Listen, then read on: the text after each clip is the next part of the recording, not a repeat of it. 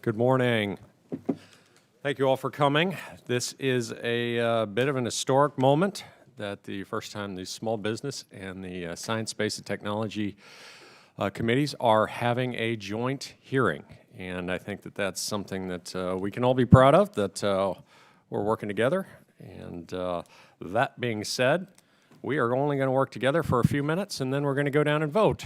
And hopefully we'll work together there and come back and keep this moving. But I think what we'll do is we'll do as much of our opening comments as we can and maybe put a bookmark there before we get to witness statements, and don't know if we want to have any stop there. So with that being said, good morning and thank you all for being here to examine the Small Business Innovation Research and Small Business Technology Transfer, or SBIR, STTR programs. Innovation is the engine to our economy. You're going to hear me say that probably every committee that I chair, and I think we firmly believe that. Technological breakthroughs and the entrepreneurship it spurs builds our economy by finding state-of-the-art solutions to difficult problems and capitalizing on those new products. This correlation is particularly important in the small business arena. Small businesses tend to be more nimble, responding to market changes more rapidly and than their bigger counterparts. They drive innovation. They make us more agile in the world economy. In this era of globalization, making it easier for small businesses to develop and commercialize new innovative products is essential not only for America's competitiveness, but for our national security as well. This is why we like SBIR and STTR programs. These programs, envied and emulated across the world, were created based on the premise that small technological-based firms tend to be highly innovative and inventive, and that this innovation should be better harnessed by the federal government. Binding these new developed technologies with our federal R&D efforts was seen as a natural extension to both boost small business participation in federal R&D activities and to solve agency institutional problems. But they, at the Department of Defense, National Institutes of Health, or Department of Energy. All too often, good ideas never materialize because of a myriad of obstacles. I think we can say that. It could be lack of funding, lack of understanding, or a perceived lack of a marketplace for a truly new and amazing technology. And I can say that every one of us on this dais has been to small businesses and seen great activity and great innovation. The SBIR and STTR programs bridge the gap between fantastical and the practical, building our economy and improving the function of the federal government in the process. Over the past few years, I've had the opportunity to meet some of the entrepreneurs who participate in these programs, and I've seen the truly groundbreaking technologies they have produced. By visiting small businesses around my district and attending some of the national SBIR, STTR conferences here in Washington, I've been impressed at how technical and pioneering these technologies can be. The small businesses that participate in these programs are truly and rapidly pushing the boundaries of what is possible in a variety of fields.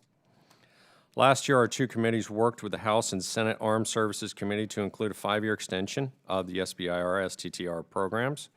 This provided small businesses and the participating agency alike with the confidence and security to know that those popular programs will continue to be there at least through 2022. This year, both our committees are interested in collaborating on legislation, making minor adjustments and improvements to the programs. Today, we have two excellent panels on witnesses to discuss these programs and provide the subcommittees with suggestions as to how to make them superior for small businesses and participating agencies alike. I'm looking forward to hearing those ideas and working with my colleagues on both committees to draft legislation we'll all be proud of. Again, I want to thank you for being here, and we're here. I'm not starting over. Again, I want to thank you all for being here. I now yield to the ranking member for the Subcommittee on Contracting and Workforce, Ms. Murphy of Florida, for her opening remarks. Thank you all for being here, and thank you, Mr. Chairman. The Small Business Innovation Research Program, or SBIR, and the Small Business Technology Transfer Program, or STTR, were established to spur innovation and job creation throughout the country. Since their inception, these programs have awarded over $40 billion to small, innovative firms. Today, SBIR is one of the federal government's largest technology development programs. Research conducted by SBIR and STTR awardees has helped address our country's most important research and development challenges. As a direct result of these programs, breakthroughs have been made in a wide range of sectors, in agriculture, in energy, and most notably, in healthcare. These discoveries, in turn, have generated tremendous economic growth and employment opportunities. For example, in fiscal year 2013, my home state of Florida received 107 SBIR awards totaling $49 million, the 10th most among all participating states and territories.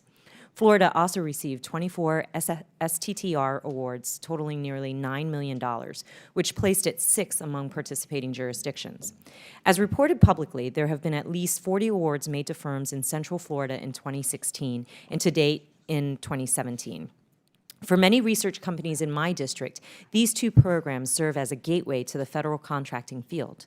The continued success of the SBIR and STTR programs depend upon three primary factors. First, the program must remain highly competitive. Second, applicants and awardees must have access to the financing of all types, including venture capital. And third, we must ensure these products make it to market. The current administrative fee authorization for these programs will expire in September 2017, but the full program was granted a 5-year extension in the 2017 NDAA. While the committee has seen these programs succeed as a result of legislative updates made in 2011, there are still various areas of concern that require examination. One of the primary outcomes of the 2011 legislation was a greater focus on commercialization through sequential Phase 2 awards. This was necessary to ensure that the program remains a catalyst for innovation and job creation associated with these scientific advances. During today's hearing, I look forward to learning more about how the reauthorization's various commercialization initiatives have played out in Florida and nationwide, and if they are in fact resulting in more successful endeavors. Among other notable changes in 2011 were increases in permissible award sizes and a Phase 0 proof-of-concept partnership pilot program at NIH. I hope today's hearing sheds light on the success of these provisions. I am particularly interested in the pilot program given the presence of the University of Central Florida in my district. While the 2011 reauthorization made several modifications to further assist small firms, the needs of innovative companies have evolved, and so too must these programs. Two issues continue to raise concerns. First, the programs remain concentrated in just a few states. Indeed, the top 10 awardee states receive over half of the number of awards and half of the dollars, specifically 52% of award dollars for SBIR and 62% of award dollars for STTR in fiscal year 2013. Second, the participation of women-owned and minority-owned firms in these programs has been declining. According to SBA's SBIR annual report for fiscal year 2013, 15% of total award dollars went to women-owned small businesses, 6% to socially or economically disadvantaged owned small businesses, and 4% to hub zone certified small businesses. I look forward to a frank discussion about the 2011 changes and the opportunity for additional program improvements. It is clear that the SBIR and STTR programs have promoted our shared goal of fostering innovation, but we must continue to provide vigilant oversight of these programs to ensure their maximum effectiveness. I thank the witnesses for being here today and express my gratitude to the chairman for calling this joint hearing with our colleagues from the Science Committee. Thank you, and I yield back. Thank you, Ms. Murphy. I now yield to the gentlelady from Virginia, the chairwoman of Subcommittee on Research and Technology, Ms. Comstock. Thank you, Mr. Chairman. America's future economic and national security depends on global leadership in key areas of science and technology.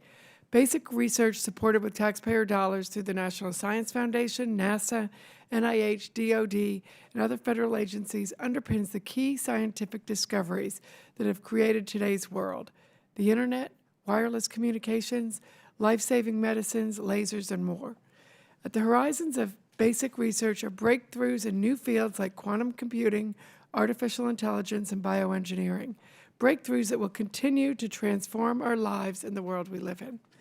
If basic research produces the scientific feedstock for innovation, risk-taking small businesses are the catalyst for converting knowledge into new products and services.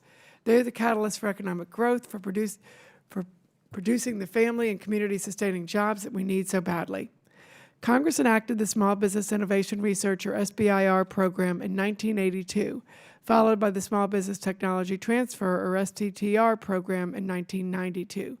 These two programs accelerate technological innovation and commercialization of new products and services by small businesses. They also help DoD and other agencies meet their research and development needs. Federal agencies with extramural research budgets of $100 million or more per year offer assistance through the SBIR program. They are required to allocate just a 3.2% of their extramural research budgets for competitive grants to small businesses, grants that underwrite the business's technology development and commercialization initiatives. The 5 federal agencies with extramural research budgets of at least $1 billion or more per year comprise the STTR program. These agencies allocate an additional 0.45% of their budgets for STTR grants. Although these sound like small percentages, and they are, the total dollar numbers are huge. Since Congress first authored these programs, participating federal agencies have awarded more than $40 billion to small businesses. This is a huge cumulative taxpayer investment, and this continuing investment in the program's potential to stimulate needed economic growth make it particularly important for Congress to assure the programs are being administered efficiently and effectively. There are many small business success stories in which SBIR and STTR assistance have played a key part. Among the thousands of small companies and startups that have used SBIR and STTR to bootstrap their growth are dozens in my Northern Virginia district. These include 3 Phoenix, an engineering small business in Chantilly, Virginia, that uses SBIR assistance to create innovative electronic technology solutions to the Department of Defense and the U.S. Navy, as well as private industry. The CEO of 3 Phoenix Incorporated testified before our subcommittee last year. Mosaic ATM, a Leesburg enterprise that has used SBIR to improve air transportation efficiency and safety and push the envelope on unmanned aircraft systems, and Vidrio Technologies, an Ashburn small business commercializing neuroimaging tools and microscopes to provide a better window into the brain. These and other businesses, both in our region and throughout the country, are the people who will be able to really hit those cutting-edge technologies and grow jobs in this important space. So I look forward to hearing from our testimony today. I thank the chairwoman. And I'm sorry if I might, since I did want to mention also, I'm sorry, the next Progeny Systems of Manassas and Aurora Flight Sciences of Manassas, Virginia. I did run out of time, but in case you are here, those are a couple of others, so my apologies. Thank you very much, and I now yield to the gentleman from Illinois, the ranking member of the Subcommittee on Research and Technology, Mr. Lipinski. Thank you, Chairman Knight. I want to thank you, Chairwoman Comstock, and Ranking Member Murphy for holding this hearing to consider improvements to SBIR and STTR programs that help small business innovators turn their ideas into market-ready products. While we need to support strong investment in basic research at our nation's universities and federal labs, we should also support innovative and scalable policies and programs that help move this taxpayer-funded research out of the lab for commercial and societal benefit. The SBIR and STTR programs engage innovative small businesses in the federal R&D system and play an important role in technology transfer. We need to do what we can to make these programs work even better because America's economic development and job growth depend on these small business innovators. 11 federal agencies invest a total of $2 billion annually in SBIR and STTR programs. These programs are a critical source of early-stage R&D financing. They give small businesses access to non-dilutive capital for validation of their ideas, product development, and testing, which often leads to follow-on private sector funding and market introduction. Commercialization is one of the ultimate objectives of the SBIR program. In last year's assessment of the SBIR and STTR programs, the National Academy of Sciences found that about half of all the program's awardees generated commercial sales. And in a survey of NIH awardees, about 27% of the respondents had sales in excess of $1 million.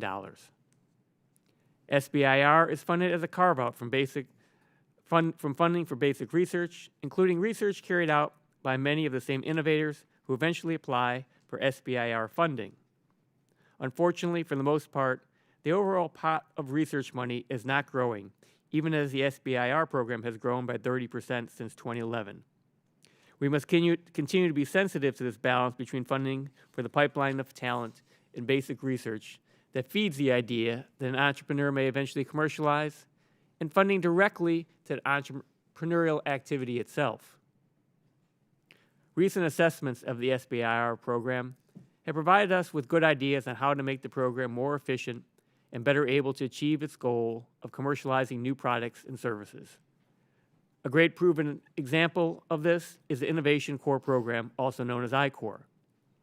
I-Core provides entrepreneurial education and other early-stage support for innovators.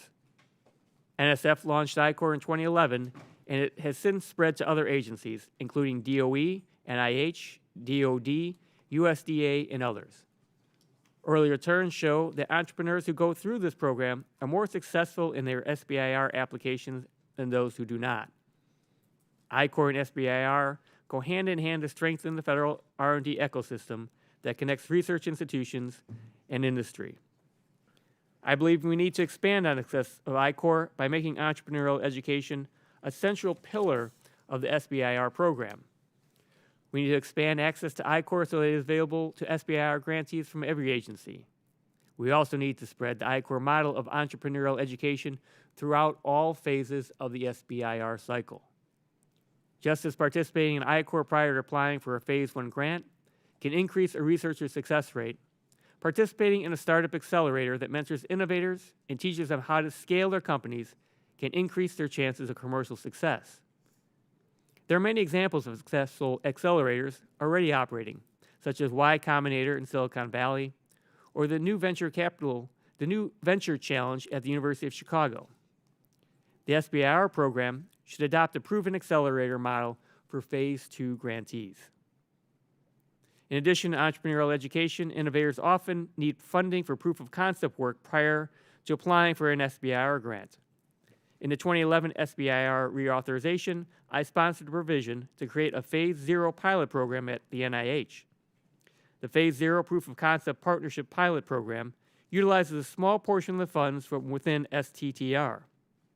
The NIH Centers for Accelerated Innovations and Research Evaluation and Commercialization Hubs, or REACH, are funded by this pilot program.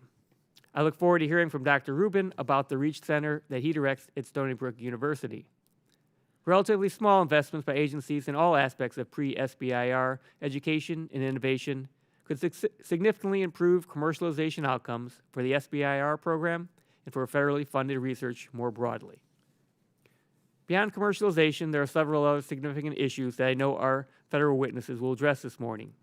We'll hear from Mr. Neumann about ways to better guard against fraud, waste, and abuse in the SBIR program.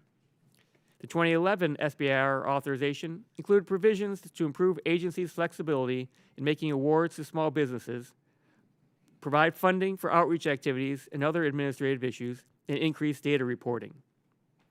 I look forward to an update from Mr. Shepard on how the agencies have implemented these new requirements, as well as feedback from the small business witnesses on what they believe has worked and what still needs improvement. Your testimony is important and helps us determine what to address as we work on additional policy improvements for the SBIR program. I look forward to working with my colleagues on both committees to continue updating and strengthening the SBIR and STTR programs, and I yield back the balance of my time. I thank the gentleman. Okay, if committee members have an opening statement prepared, I ask that they be submitted for the record. I'd like to take a moment to explain the timing lights for you. You have 5 minutes. We'd like to keep you to as close to 5 minutes as we can. We'll be very flexible, but as the lights start to get going on the yellow light, you have a minute left, and as the red light comes, you stop. We'll give you a little bit of flexibility there, but please try and keep it as close as you can. We're going to keep moving because they're keeping on moving on the floor. So our first witness is Mr. Joe Shepard, Associate Administrator of the Office of Investment and Innovation at the SBA. Prior to his appointment, Mr. Shepard was most recently a partner and managing director of the Archway Capital Management and was previously a director of Bank One Capital Markets, the investment banking and private equity bank group of Bank One Corporation, now J.P. Morgan. In both positions, he was responsible for evaluating and processing direct equity and mezzanine investments, as well as providing merger, acquisition, advisory, and investment banking services. In addition to his private sector accomplishments, Mr. Shepard is beginning his second stint with the SBA, as he was previously the Associate Administrator for Investment from 07 to 09. Thank you for your participation today, Mr. Shepard. I'm going to get through both, and then we'll start back. Our second witness is Mr. John Neumann, Director of Natural Resources and Environment at the United States Government Accountability Office, or GAO. He has 25 years of experience with the GAO and currently manages a diverse portfolio of audits in science and technology, food safety, and agriculture areas in the Natural Resources and Environment team. Other areas of expertise include defense, industrial base, and government-wide contracting issues. He has produced a range of reports and testimonies on topics such as federally funded research and development centers, defense supply chain, protection of critical technologies, and, of course, the SBIR and STTR programs. We thank you, Mr. Neumann, for testifying today. And we are going to go back to Mr. Shepard, and you have 5 minutes, and we welcome your comments. Very good. Thank you, sir. Chairman Knight, Chairwoman Comstock, Ranking Member Murphy, and Ranking Member Lipinski, and other distinguished members of this committee, thank you for inviting me to be here today to this joint hearing on improving the small business innovation research and small business technology transfer programs. On March 22nd, 2017, 43 days ago, SBA Administrator Linda McMahon announced my appointment as the SBA's Associate Administrator for the Office of Investment and Innovation, and I'm honored to be at the SBA and honored to be here today with all of you. The SBA Office of Investment and Innovation, which oversees the SBIR and STTR programs, provides a front row seat to observe the risks and challenges entrepreneurs face in their attempts to bring innovations to the market. As a former investor and intermediary in venture capital and early stage financings, I've seen these challenges firsthand in the private sector.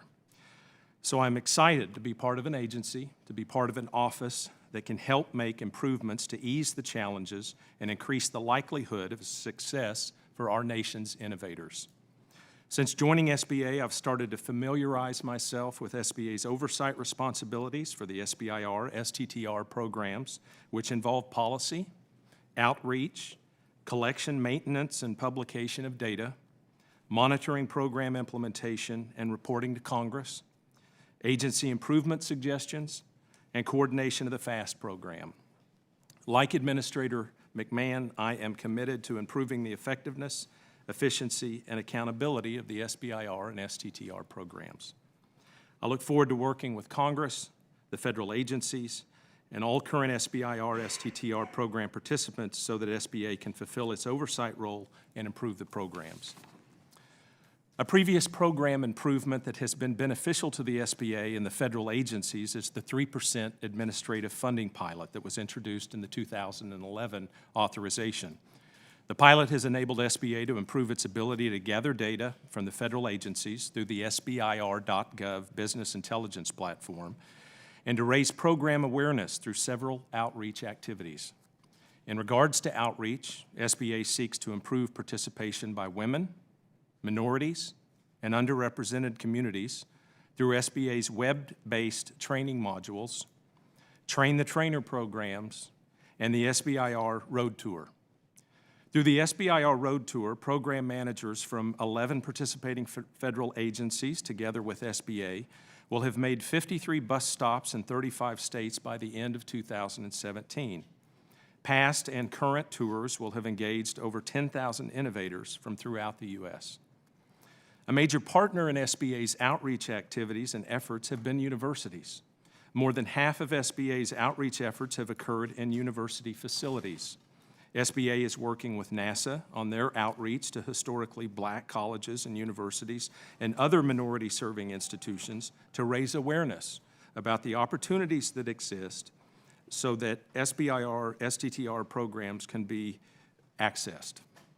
These programs are an ideal tool for the universities to commercialize their basic science and then transition public investments to the marketplace.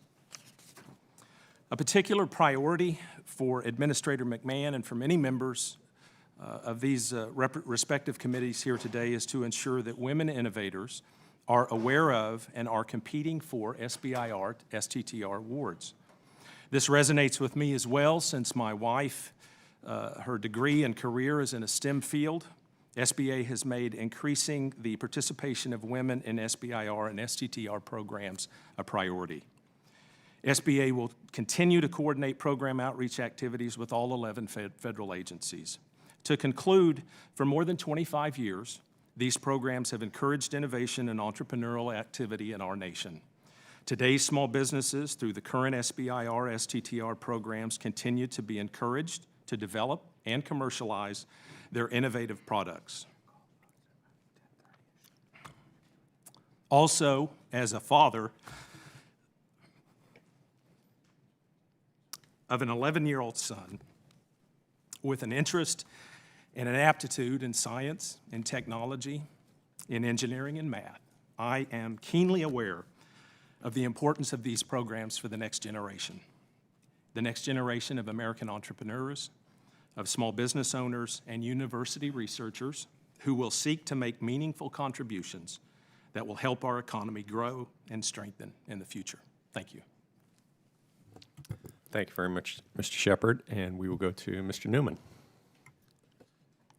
Chairman Knight, Chairwoman Comstock, Ranking Members Murphy and Lipinski, and members of the subcommittee. Thank you for the opportunity to be here today to discuss our work on the Small Business Innovation Research and Small Business Technology Transfer programs. As you know, federal agencies award about $2 billion a year through these small business research programs, and SBA and the 11 participating agencies each play an important role in ensuring that these programs are working efficiently and effectively. With that goal in mind, over the last 5 years, GAO has made a total of 20 recommendations to SBA and the participating agencies. To date, about 1/3 of those recommendations have been implemented. Today, I'd like to briefly highlight 3 areas where we've made recommendations to improve the oversight and implementation of the SBIR and STTR programs: reporting requirements, the administrative pilot program, and fraud, waste, and abuse prevention requirements. Over the last 5 years, we've made a number of recommendations to SBA and the participating agencies to improve their compliance with reporting requirements. For example, SBA is required to report annually to Congress on agencies' compliance with spending and other reporting requirements for the SBIR and STTR programs. In each of the last 4 years, we found that SBA had not submitted timely reports to Congress. The most recent required report that SBA issued was in March 2016 that covered spending for fiscal year 2013. SBA officials have told us that they've taken some actions to improve the reporting process, but they have yet to submit the required reports to Congress for fiscal years 2014, 15, or 16. We believe that providing Congress with timely annual reports will improve oversight of these programs. We've also made several recommendations to SBA to improve the implementation of the administrative pilot program. In response to one of our recommendations, SBA has taken steps to get better information from the participating agencies on how they use the administrative funds rather than just the total amount they spend on the program. SBA has yet to implement another recommendation we made for it to evaluate the potential constraints that have hindered some agencies from participating in the administrative pilot program. SBA's evaluation would be useful if Congress decides to continue the program beyond this fiscal year. Lastly, we made 4 recommendations to SBA to improve the implementation of fraud, waste, and abuse prevention requirements for the SBIR and STTR programs. Agencies that participate in the programs are required to implement certain activities to prevent fraud. For example, agencies are required to list information on their SBIR program websites on successful prosecutions of fraud in the programs. While SBA has updated its guidance to the agencies in 2012, we've found that they have taken few actions since then to oversee the agency's implementation of these requirements. We recommended that SBA, in its oversight role for the program, take steps to ensure that agencies are clear on the fraud prevention requirements and are implementing them. In addition, we recommended that SBA evaluate the requirements to determine if they are appropriate and meeting the intended purpose of preventing fraud in these programs. We look forward to reviewing SBA's progress in implementing these important recommendations. This concludes my prepared remarks. I'm happy to respond to any questions you may have. Thank you very much, Mr. Neumann. And we will continue on. We're getting very close to voting on the floor, but I think we'll continue on and try and get through my questions and maybe the ranking members. What we'll try and do is keep our questions down to 5 minutes and move this through the panel as quickly as we can, because we like everyone to be able to have a chance to ask questions if they would like to. So, Mr. Shepard, I'll start off. In the past, agencies had a less than favorable view of SBIR programs because it was statutorily mandated that no SBIR funds from the allocation could be used to administer the programs, leading agencies to find the money somewhere else. The 3% administrative funding pilot included in the 2011 reauthorization attempts to alleviate those concerns. Do you feel that by allowing agencies to administer the program with SBIR funds, it has perhaps changed the perception of the program and allowed it to grow in popularity with agency circles? And if not, how can we? Thank you for your question, Mr. Chairman. Absolutely, the administrative funding pilot and the fees, I think the response that I've heard so far from the SBA team is that the different federal agencies that have that are doing a good job of utilizing that. It's been very helpful for them in terms of their outreach efforts, and it's been very helpful for the SBA as well in terms of coordinating with them in terms of outreach primarily, and also helping with the flow of data and the communication back and forth in terms of the data collection effort that's necessary and the timely transmission of that data to SBA. So I think it's been a very helpful component to the program. Good. I find that many people don't know what SBIR is or STTR, and when they do, they like what it brings. It brings the value of innovation from small companies that might have been, I'm not going to say overrun by the system of maybe bigger players, but it allows that innovation to come to the forefront. And sometimes you don't know what you don't know, and we want that to happen. We want that to be able to come forward. So, Mr. Neumann, in the most recent April 2017 report, the GAO states that over the last 7 years, the offices of Inspector Generals at the participating agencies have investigated 110 instances of potential fraud in these programs. Of the 110 instances, only 14 were found to be actual cases of fraud. Seems like a very low number, meaning the SBIR program is run pretty efficiently from a waste, fraud, and abuse standpoint. Comparatively, how does the SBIR program stack up to other programs in this regard? Oh, we didn't compare the SBIR fraud prevention to other fraud prevention programs, but in talking to the OIGs, they certainly have higher priorities for some of their larger dollar value programs. For example, DoD is more interested in pursuing contracting fraud, and with the limited resources at the IG, they tend to pursue that. But nevertheless, they didn't see that there was significant fraud in the SBIR program.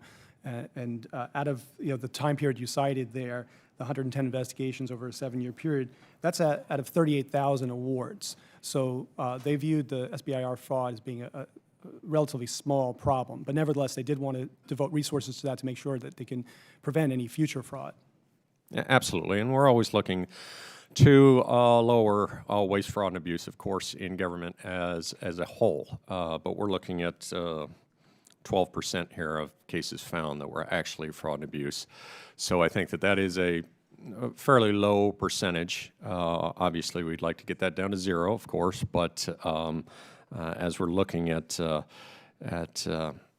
these types of organizations and maybe bureaucracies and government issues across the board, if we were at 12% across the board, I think that in many regards we'd consider that somewhat of a success. So I'm going to move on to the ranking member so that she can get her questions in, and if we have time at the end, we can always go through with a second, but I will yield to the ranking member. Thank you, Mr. Chairman. Let me first say, Mr. Shepard, that as a parent of a 6-year-old boy and a 3-year-old girl, I appreciate and share your commitment to fostering STEM opportunities for the next generation. My question for you is that in the 2011 reauthorization allows agencies to help facilitate the commercialization of the research through the use of Phase 3 awards, including sole source contracts. However, we're hearing from small businesses that agencies are not using this tool. Mr. Shepard, why is there such a reluctance in awarding sole source contracts? I know that my focus so far with the team, commercialization is essential, obviously, and it's the intent of the program to take us from innovation to commercialization. I know that the discussions that we've had with program managers, the discussions that I've had with the team at SBA have really focused on trying to educate. We talked about entrepreneurial education earlier in Congressman Lipinski's comments, is to educate those entrepreneurs about that have made it to the Phase 2 process, that you're going to come to the end of that Phase 2 process quickly. It can be within a year if it's a $1 million grant. And they need to start preparing for that, really at the beginning of that process, to start preparing for commercialization. So we've talked about raising awareness for that. We've talked about bringing in a business development person to help them and to get them to that commercialization point. To your question about to your specific question, I'm going to have to look into that more in terms of any kind of reluctance. But we certainly meet with and work with our program managers on a regular basis, and that's easy to investigate, easy to look into, and we'll do so on your behalf. Great, thank you. I'd appreciate that. And then my next question is for both Mr. Neumann and Mr. Shepard. One of the statutory objectives of the SBIR program is to increase the participation of minority and women-owned businesses in the R&D arena. Yet we're seeing participation decrease. For minority-owned firms, percentages are in the teens, and the percentages are in the single digits for women-owned firms. Why is this objective so challenging? I'll go first. That's obviously frustrating, and it's one of the mandates of the SBIR is to reach out to those groups. And the only thing that we have continued to talk about, again, during my short time, has been to awareness, to make them realize that access is available to them. I'd mentioned in my opening comments about our work with the universities and going specific to universities. We have started to make, and I think you will see in some of the activities and awareness activities, certainly where we'll start to raise the awareness level, and I hope that it's visible. But it is a challenge, and it's something, again, that we talk with the program managers at all of the federal agencies about addressing, and it needs to be addressed, and certainly during our time, we will make efforts to do so and raise that awareness. Great, thank you. GAO has been mainly focused on expenditure compliance and the fraud prevention requirements based on congressional direction, but we'd be happy to work with the committee staff to do additional work in this area if that would be useful to you. I think that would be, I'd be interested in seeing more information about that. Thank you. Again, for a question for both of you, the SBA has published guidance on benchmarks for Phase 1 to Phase 2 transitions. The goal of these benchmarks is to prevent the same companies from continually winning Phase 1 awards without progressing to Phase 2. Are agencies enforcing these benchmarks? And if so, have there been any cases where a company was made ineligible for the year? Well, I can tell you that we just began work last month for Chairman Smith of the House Science Committee on how SBA has developed the benchmarks and what agencies do to ensure that they're not making awards to ineligible companies. We expect to have this preliminary work done by the end of May, and we'll plan to brief the staff at that time, and we can work with your staff on and getting information to you as well. Great, thank you. And I am not sure about that specific report. We'll certainly work with the committee, and we'll work with our colleagues in GAO to assist in that effort, and visit with our program managers to make sure that that compliance issue is addressed. Great, thank you. And I yield. And I thank the gentlelady. We are going to take a short recess. We have a 3-vote series, and we're about 7 minutes away from the first vote ending, which means we have about 15 or 20 minutes on that vote. And we'll probably be back in around half an hour. So we will take a short recess. No.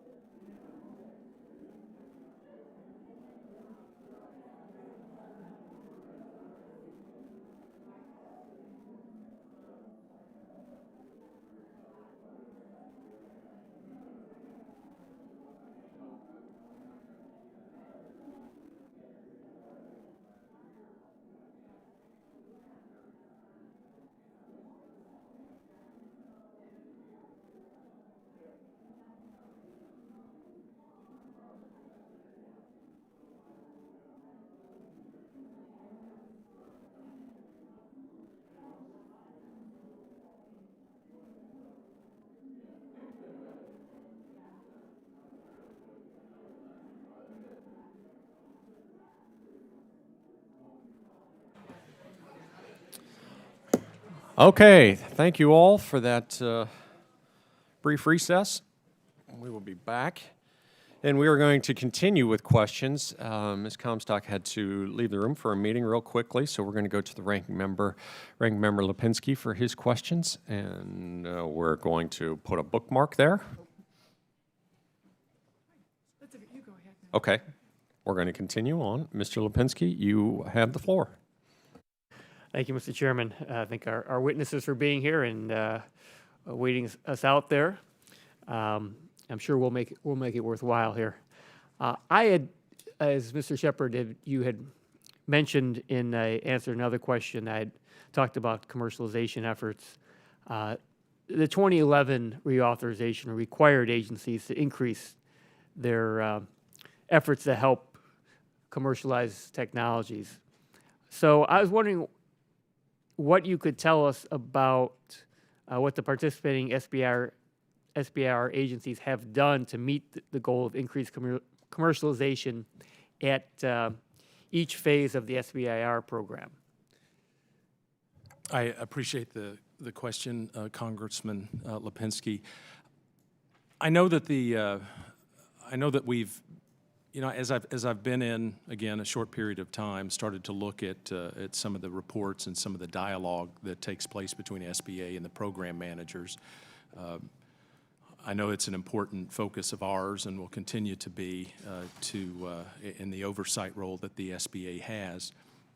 That's one I don't have specific information in terms of a report, in terms of conversions, which I think would be interesting to see.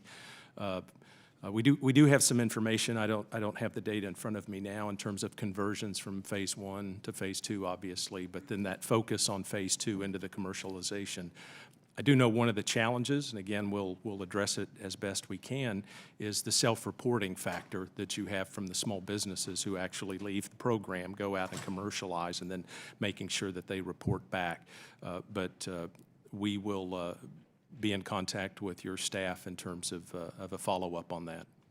And how do you feel what I had talked about in my opening about having sort of maybe accelerators give mentoring to phase 2 grantees to spread sort of what we have right now with I-Corps early on, but have that at the phase 2 level, some sort of education, and maybe through some of the successful accelerators that we already have out there. Yeah, I appreciated and understood the comment about entrepreneurial education that you made, and certainly in the university setting where you have scientists that might not have a business development perspective about their product that's coming out of phase 2 and is going to be commercialized. So having that component in terms of the educational awareness, the educational training, be it in the accelerator model or as part of the phase 2 is going to be important for those, certainly in the academic setting, to be able to transfer their ideas and their innovation as they start going to market and try to commercialize that. So I think it is an important, absolutely an important thing to focus on. Well, as we move forward in this reauthorization, I think it's something that I'm going to continue to work on and work with my colleagues. I'd like to work with you, Mr. Shepard, and figure out the best way we can do this. I think there's widespread support, bipartisan support for SBIR and STTR, and we all want to make it work as well as possible and succeed. And I think the adding more of an educational aspect is could be very helpful. I-Corps certainly has proven to be successful. As a former academic, I know that these are things that are not taught taught as you're going through grad school, and certainly not something that you know as a professor, no matter how good you are in your field, and how much how well you're doing your work. You may have great discoveries and great ideas, but may not know how to put that into actually move that forward, and that's what this is. These programs are all about. Is finally getting to a good outcome, a new innovative small business. So, I thank you agree. very much. I agree, Congressman. Thank you. Now yield back. Thank you very much. And we're going to the chairwoman of the Subcommittee on Research and Technology, Ms. Comstock. Thank you, Mr. Chairman. How do we measure success under SBIR and STTR? It's patents awarded, small businesses revenue, employment growth, that ability to get to that next stage. What are some of the success markers that we should be looking for? Very good question, Congresswoman. I think all of those that you mentioned obviously are good markers. The transition percentages from, the ultimate, obviously the ultimate objective with meeting the research and development needs of our country, inspiring innovation, and then commercializing. Any kind of markers we can put down for that.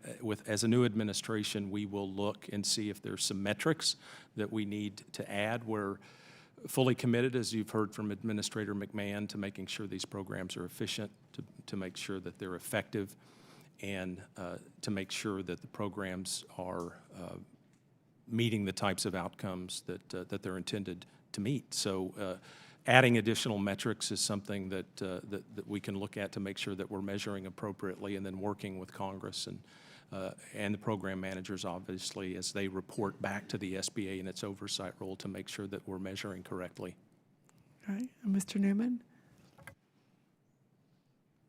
We haven't looked at the metrics in the work that we've done. We've mostly focused on the spending compliance and the fraud prevention requirements in the work, but certainly those are important metrics, and we would be interested in considering look at that in future reviews.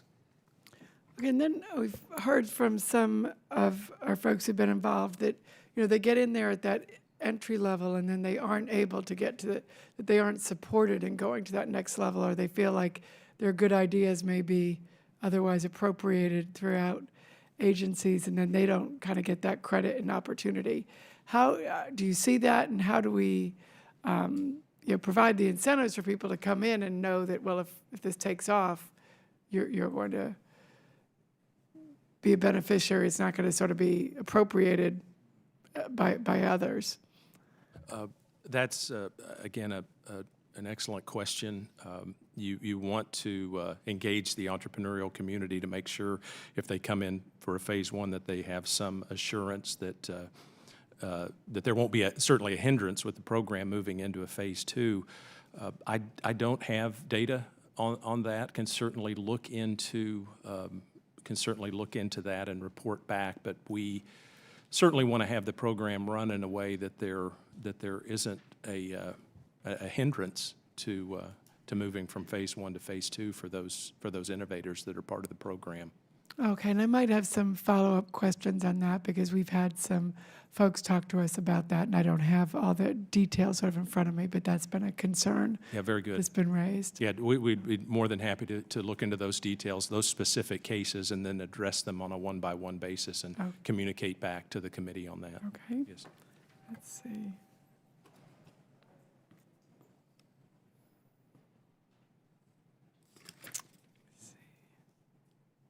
Okay, actually, Mr. Chairman, I'll yield back.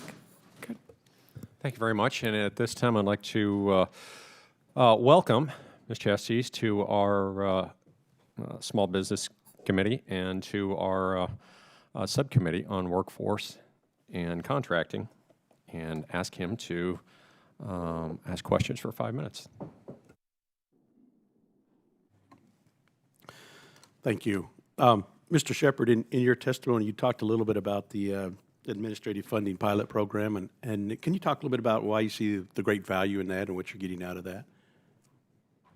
The agencies, I think the primary benefit that we have heard from the program managers at all of the federal agencies that are participants in the programs has been their ability to do pilot programs, to raise awareness and to focus on raising awareness for the programs. That's been one of the main benefits. one of the critical things, obviously, is being able to collect data, have timely data submitted. And I know that the program offices have also used that administrative funding pilot, the proceeds from that in terms of data collection and data reporting. And we've seen an increase in that from the team and the visits that I've had with them thus far.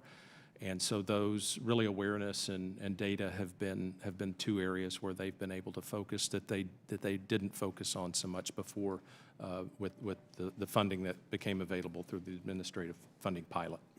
So. I know one of the earlier questions was talking about some of the analysis there. And I know you have had, what, 43 days to get up to speed on this. Do you have an approach that you're going to use that data to analyze the good and the bad with? There's a lot of data, and absolutely, yes, we will do so. Yes, sir. Yeah. Okay, thank you.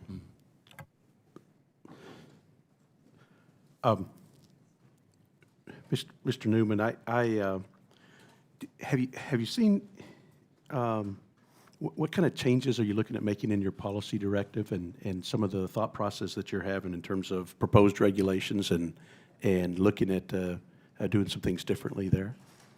Well, we've made a number of recommendations to SBA to make updates to the policy directives on a number of issues, and they've been taking steps towards some of those things.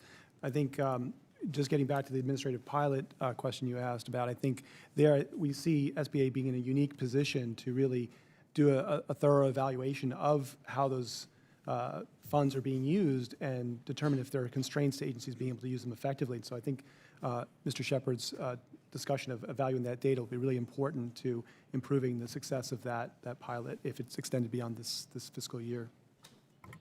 Okay, thank you. Mr. Chairman, I yield back. Thank you very much. And we would like to go to Mr. Lawson for his 5 minutes of questioning. Thank you very much, Mr. Chairman, and welcome to the committee. My first question centers around yesterday. We hosted a hearing on the growth of accelerators in small business space.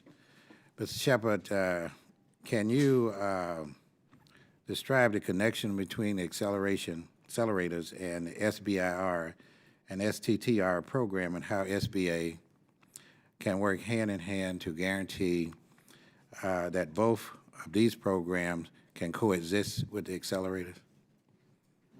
Thank you for your question, Congressman.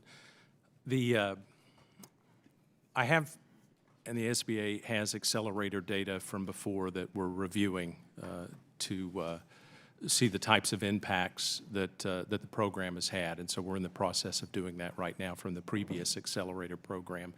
I do know initially from the initial look that having accelerator entities throughout the U.S. that understand the SBIR, STTR program and being able to educate those communities locally about the program. So again, its awareness and its education has really been the primary link that I've seen so far in reviewing the information between that linkage you're talking about between accelerators and the programs. So. Okay, Mr. Neumann, what changes have you seen over the past several years in the small business spaces that have impact the success of the SBIR and the STTR's program? What changes do you see on the horizon for these programs? Well, in our review of expenditure compliance, agencies are generally spending what they're required to spend on the program. So we're seeing improvement in that. We're seeing improvement in terms of the information that SBA is collecting.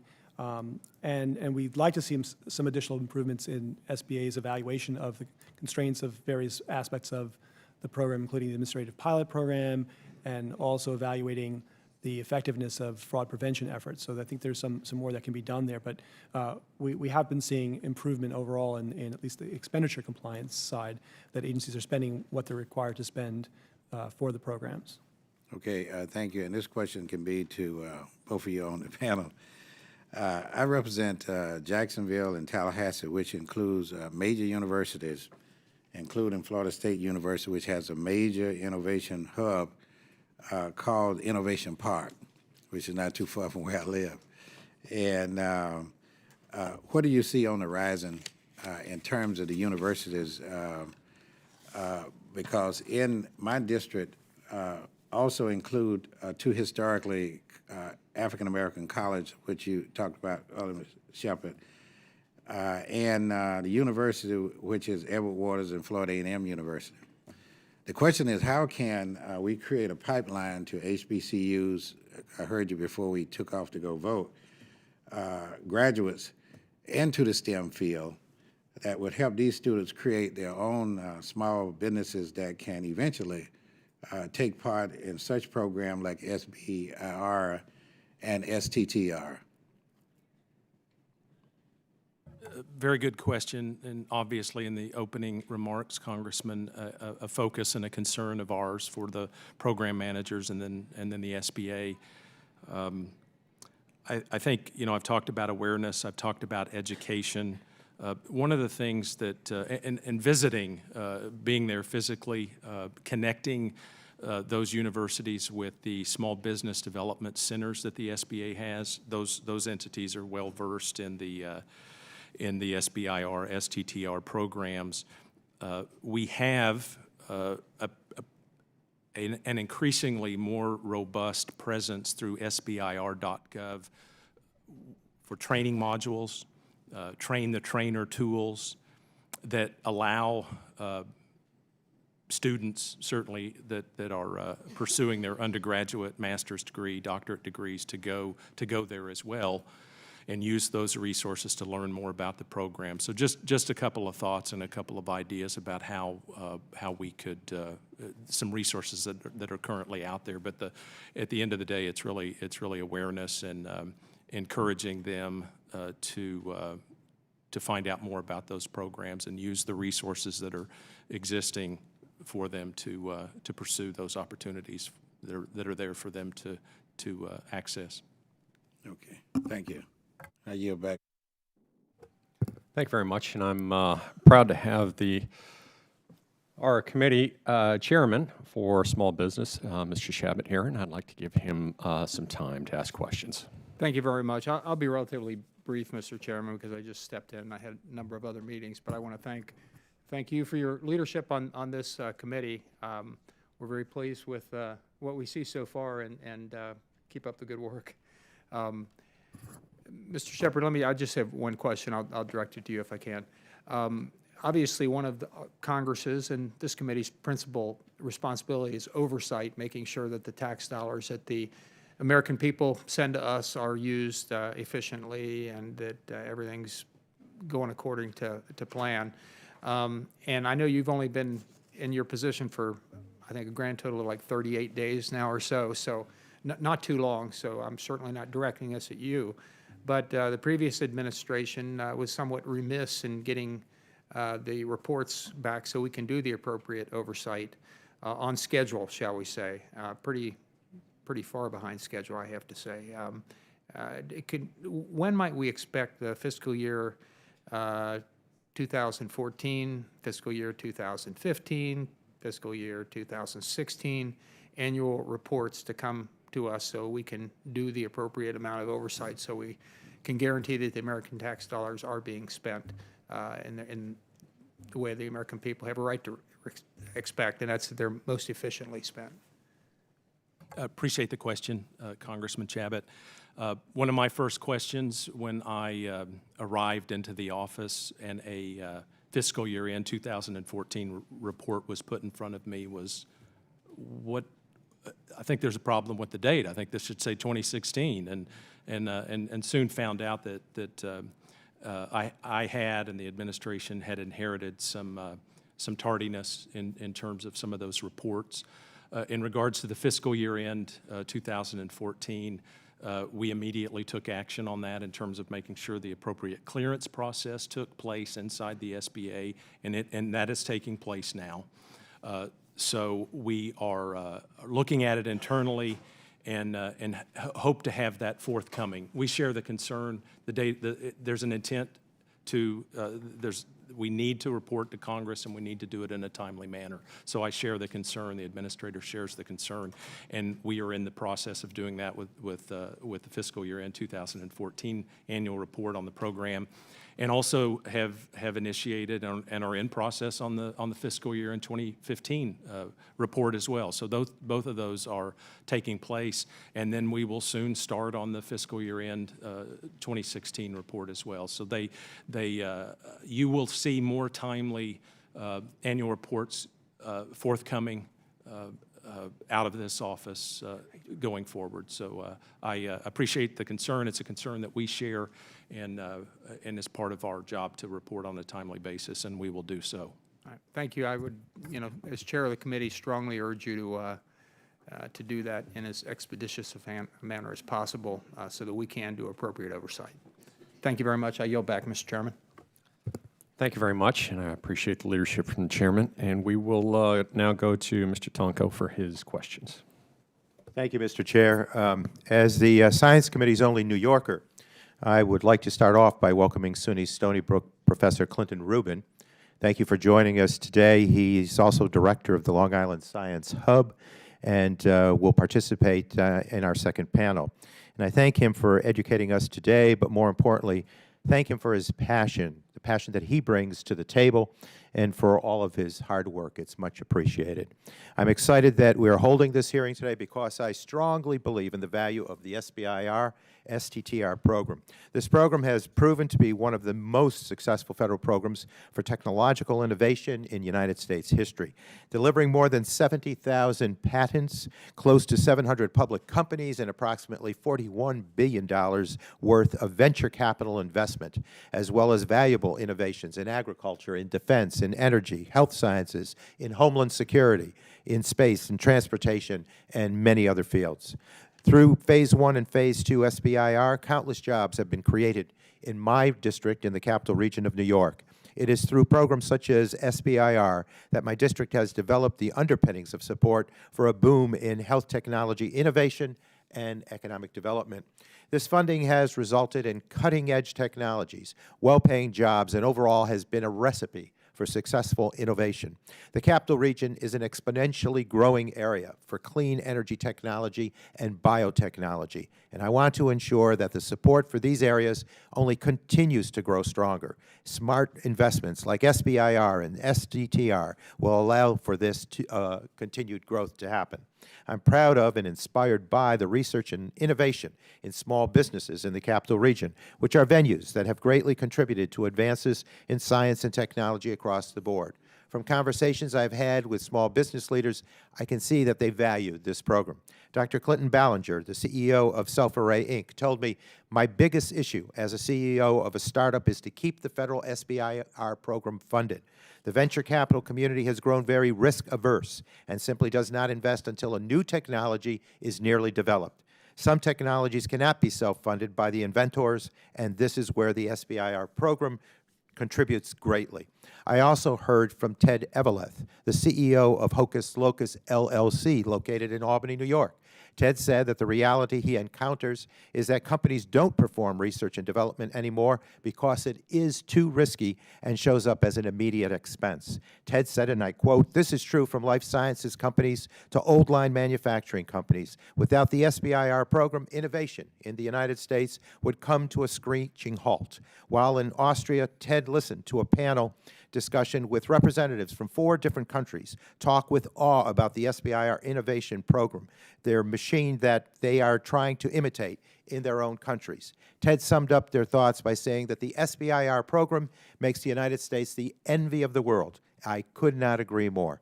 So with that being said, Mr. Shepard, the 2011 reauthorization allows NIH, DOD, and the Department of Education to conduct a pilot program to allow a small business to receive a Phase 2 award without having received a Phase 1 award, also known as the Direct to Phase 2 pilot. I have some concerns that allowing companies to skip Phase 1 would shut out some small businesses from competing for SBIR funding, award funding. Can you please elaborate on direct-to-phase 2 funding and efforts to prevent marginalization of some of our small businesses? Thank you for your question, Congressman. I know, I'm very aware, again, new in the job, about the direct to phase 1. The initial data that I've seen is, and I quite frankly was a little surprised that it isn't utilized more. It's been very, very nominal. We will report on that and understand the concern about a skip in the phase 1 that might occur. I will, again, just make sure that we, that I focus on that and that I'll be able to communicate back a little more data about what's actually occurring. Again, my summary brush is that it's been, going direct to phase 2 hasn't been as high an activity level as one might expect, but we'll report back on that. Absolutely. I think it's very important to review what that impact is going to look like. We don't want to wreck a good program. We don't want to marginalize any of our small businesses. So with that, I thank you for responding, and we look forward to the reviews that you'll conduct. Thank you, and I yield back, Mr. Chair. Thank you very much, and I think we've had a spirited first panel, and I'd like to take a little bit of time. Thank you very much for coming in. Thank you for answering the questions in an honest and open way. This is a good hearing where we're trying to understand how this program works, that there are possibilities to make it better, but it is working and helping to bring forward that innovation that we crave here in America. And we don't want it stifled, and we don't want it stamped out. We want to encourage that. So I think that these programs do that, and that's part of what this panel is bringing forward. So with that, I will thank the panel and excuse them, and we'll ask for just a very short break so we can bring the second panel through. Good, thank you.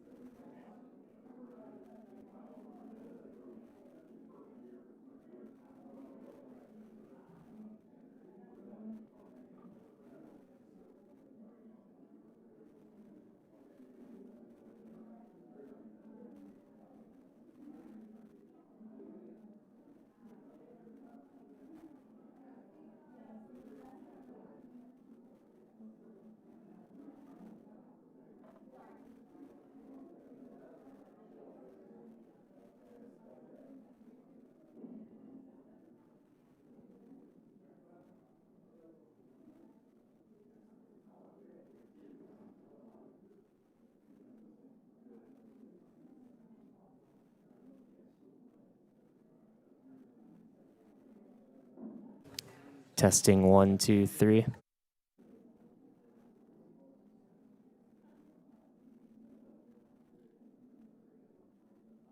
Testing 1, 2, 3.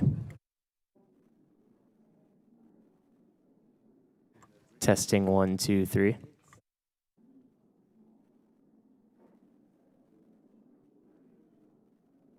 Testing 1, 2, 3.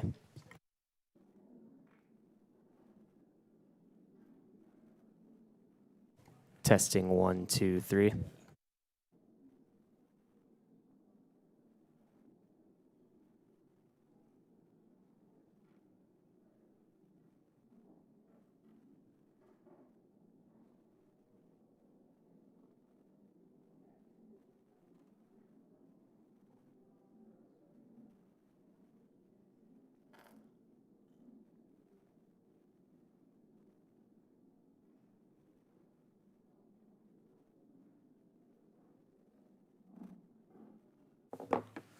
Again, thank you to the first panel, and we are moving on to our second panel. We are going to go down the line and introduce, I think the chairwoman will be back shortly and she can introduce Dr. Langford, but we might skip him on the introductions and wait for her to come back. We're not forgetting you, we'll get there. Just like that.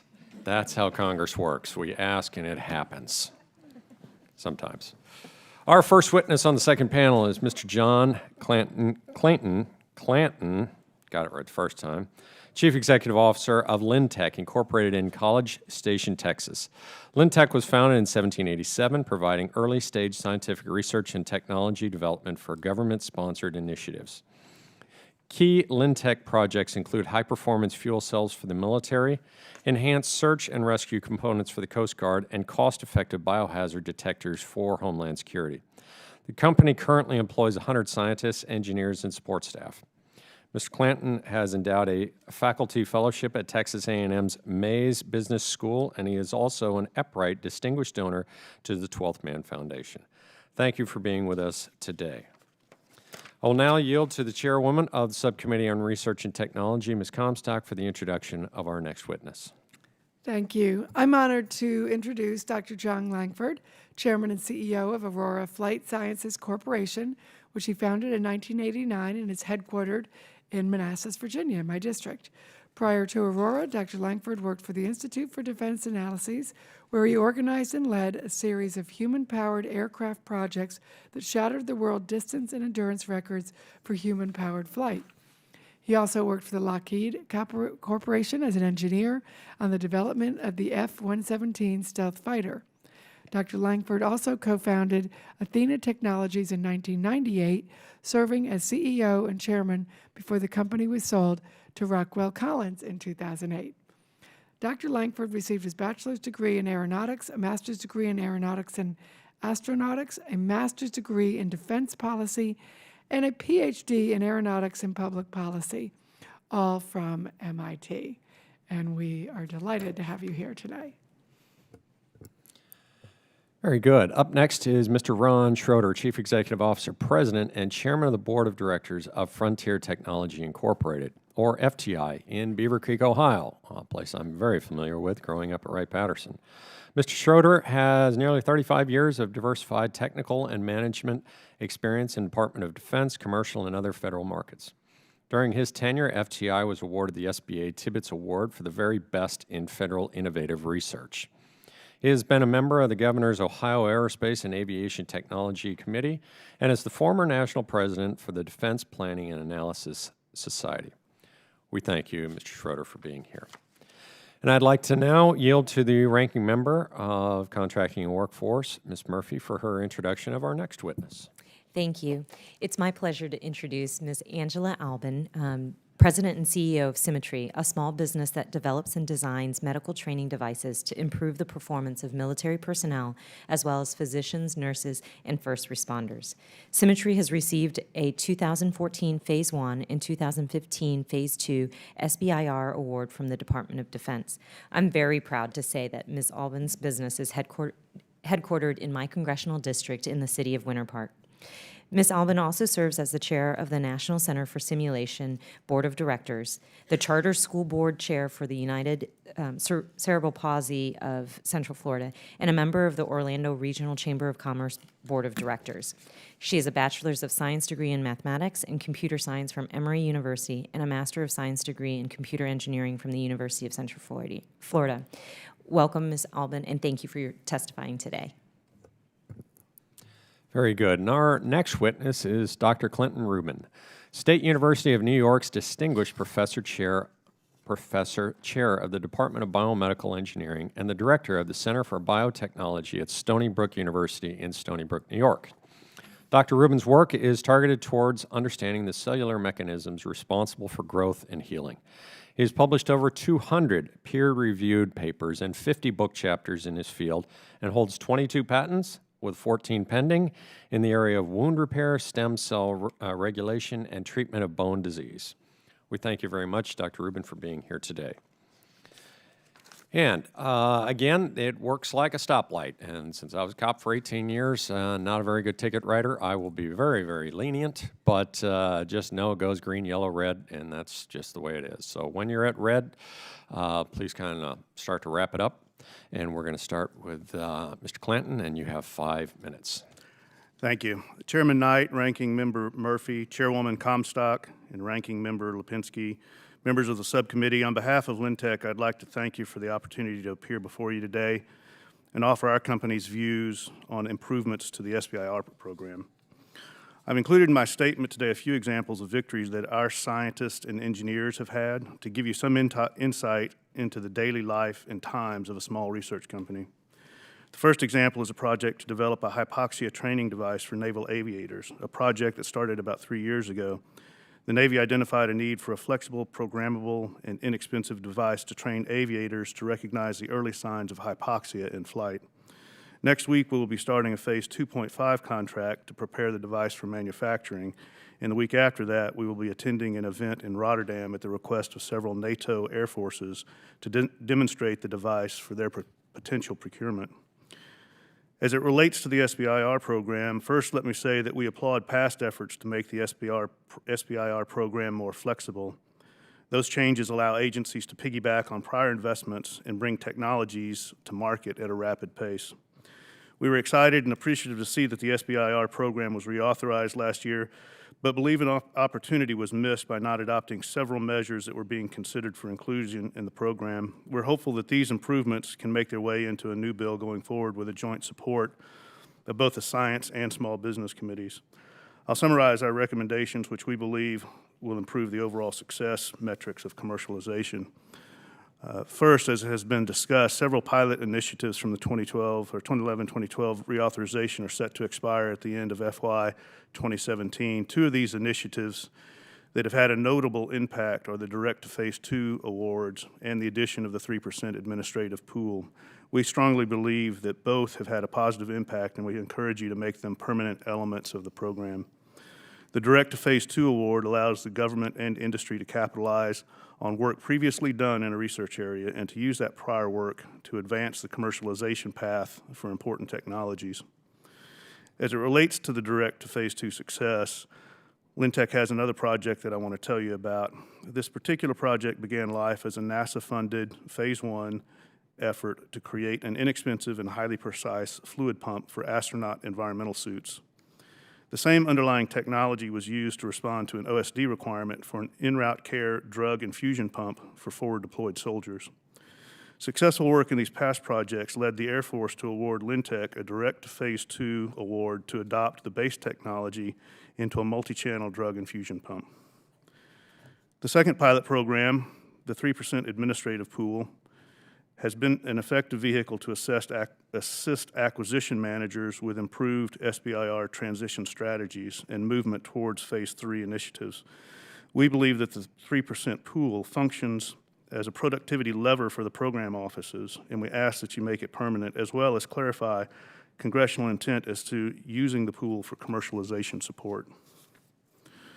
Other recommendations that we support include clarifying congressional intent by making it clear that subsequent Phase 2 awards are not subject to a competitive acquisition process, since the competitive pool was created by the Phase 1 process. Allowing federal agencies to award up to $3 million on Phase 2 awards. Allowing federal agencies to make multiple Phase 2 awards in support of commercialization efforts. And finally, allowing for cross-agency Phase 2 awards in circumstances where a small business has received a previous SBIR award from another agency. We believe this needs to have clearer definition in the SBA policy directive. Lastly, I want to emphasize the symbiotic relationship that Lynntech and most other SBIR companies have with their university partners. Currently, our university partners receive nearly 20% of our contract awards in the form of subcontracts. We believe there are unlimited opportunities for universities and SBIR participants to complement each other's core competencies in support of the mutual objective of transitioning technologies out of the lab and into the marketplace without directly competing for taxpayer dollars. I appreciate the opportunity to offer Lynntech's position on program improvements that will enhance the commercialization of SBIR-funded development. I stand ready to answer any questions you may have. Thank you very much. And Dr. Langford, you are now recognized for 5 minutes. Thank you very much, Chairman Knight, and thank you, Chairwoman Comstock and other members of the committee. It's a real thrill to be here today to have the chance to talk with you about a subject that is near and dear to my heart, which is the SBIR program, and also specifically to have a chance to talk to you because I've spent a good part of my life building airplanes in the Virginia 10th and then flying them in the California 25th and environs. And being able to share that experience with you and with the rest of the committee is very, very meaningful. I think it's best summarized by the fact that last week in Dallas, our company was announced as a partner with Uber in their latest program called Uber Elevate, which is an attempt to deploy by early in the next decade a series of electric vertical takeoff and landing, passenger-carrying autonomous vehicles. These are things that you could imagine using an app on your cell phone, like the standard Uber app, and being able to summons in the third dimension a vehicle that would carry a couple of passengers in the urban environment on demand. And our ability to participate in a program like that is partly the result of dozens, literally, of SBIR programs over the last 20 and 30 years, which were not ever specifically aimed at such an application, but which illustrate the fact that commercialization is not a linear process, right? It's something that happens out of combination of planning and performing the research, and then the applications occur in different ways. Our first award as a business was from NASA back in 1989, and it was for an electric aircraft application, the particular one of fuel cells for airplanes. That led to a series of DARPA-funded initiatives that were aimed at developing quiet ducted fans, and that led to a non-SBIR program called the XV-24 that DARPA is running that we were able to defeat for major established companies to win that, and which is being built today in Manassas. And then that program has led directly into our ability to commercialize that technology into programs like what Uber is pursuing. In turn, that Uber, the electric VTOLs for these urban mobility things will also, I predict, be transferred back into the government sphere. Things like the organizations like the Marine Logistics Organization are very interested in these similar types of vehicles for moving cargo efficiently back and forth over distances, say, between amphibious ships and the shore. Since I started the company in 1989, we've won over 200 SBIR programs totaling about $59 million, which has been a relatively small fraction, under 5% of the revenues that the company has been able to generate, about $1.2 billion to date. But that SBIR funding has been critical seed funding because it really does serve as sort of publicly funded venture capital, as people on this committee have talked about and acknowledged. And I particularly wanted to echo the comment earlier from the gentleman from New York about the important international element of this, that every place I go overseas, people are amazed to hear about the SBIR program. They literally can't believe that the U.S. government will give you money to start a company. And as it's put, the SBIR plays a really unique role because you can't run a company just on the SBIR program. It's a supplement. It's a piece. It's a tool in a toolkit of what allows a culture of innovation, and it is an area that we still lead the world in. We spend a lot of time as a society talking about government programs that don't work or don't meet their expectations. And it's really refreshing, and I think we should all celebrate the fact that in SBIR we have a program that really does meet its original goals, that has, I think, stood the test of time, is an important part of maintaining this country's international competitiveness, and deserves everyone's continued support. And look forward to being able to discuss any questions. Thank you. Thank you very much. And Mr. Shroder, you are now recognized for 5 minutes. Chairmans Knight and Comstock and Ranking Members Murphy and Lipinski and the two subcommittees, thank you for the invitation to speak. It's quite an honor. Before I begin, I believe it's critical to talk about how a strong R&D culture is so important to our country and how the SBIR and STTR programs are such an important piece of that culture. If in doubt, go back to the Air Force 2014 impact study and the recent Navy study to see the incredible metrics that make this program probably the best small business program ever in the history of the country. The entire community owes a great deal of debt and gratitude to the original founders of this program. It was almost a Shark Tank-like concept that was created 35 years ago that we can all be so proud of. Major corporations like Qualcomm, Amgen, Symantec, iRobot are just the rock stars of that culture that many of us today want to be a part of. In addition to that, Congress has played an incredibly important role in that.